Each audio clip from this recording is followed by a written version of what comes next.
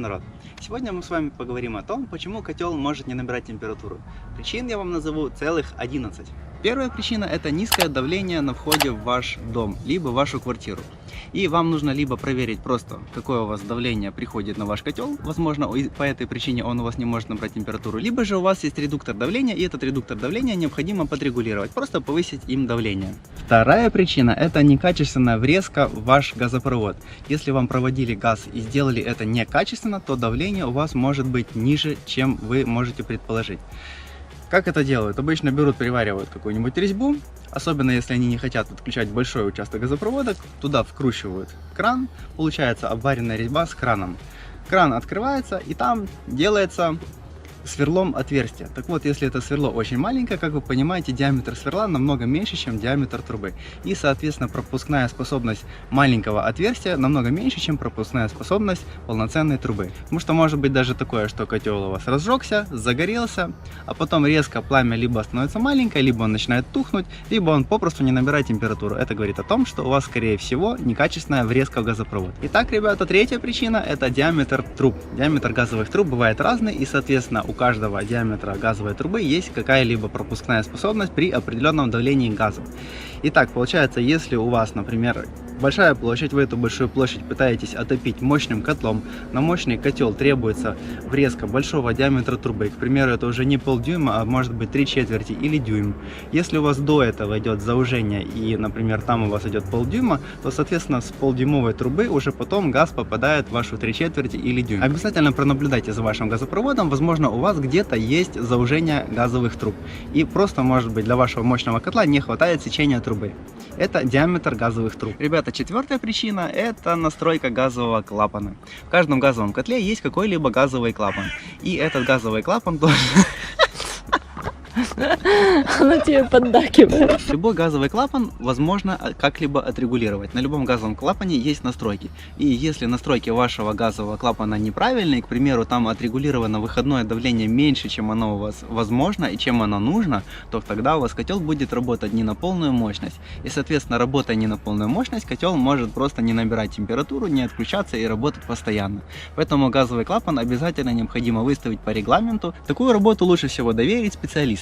Пятая причина, почему у вас котел может не набирать температуру, это то, что у вас теплообменник забит сажей, и котел элементарно просто нужно почистить. Из-за долгой работы продукты сгорания осаждаются на поверхность вашего теплообменника, либо он у вас пластинчатый, либо какой-либо другой, и из-за того, что у вас нет прямого контакта огня с теплообменником, теплоотдача становится хуже, котел нагревается не так эффективно от того же пламени, которое у вас идет, и, соответственно, котел не набирает температуру. Нужно почистить теплообменник. Шестая причина, она у нас, можно сказать, практически такая же, как и пятая, только в той причине у вас был забит теплообменник. А теперь я вам говорю о том, что теплообменник может быть забит не просто сажей, а он может быть забит накипью внутри. За длительное время работы вода периодически в котле сменяется, и с каждой новой порции, поступающей туда в котел воды, образуется новая коррозия. Чем больше у вас слой накипи на вашем теплообменнике, тем хуже будет теплоотдача от огня к воде, потому что тепло просто не может пробиться через этот слой накипи. Такой теплообменник необходимо промыть специальной кислотой. Седьмая причина — это то, что объем воды в системе у вас может быть слишком велик. К примеру, вы взяли какой-нибудь 8-киловаттный котел на 300 литров воды в системе.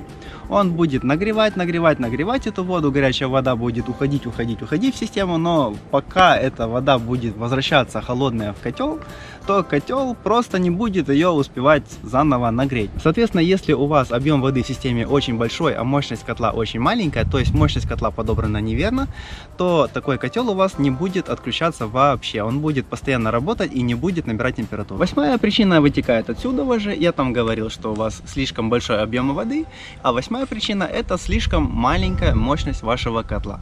То есть это практически одно и то же. Девятая причина — это, в принципе, элементарщина, но проверять ее тоже необходимо. Это элементарно.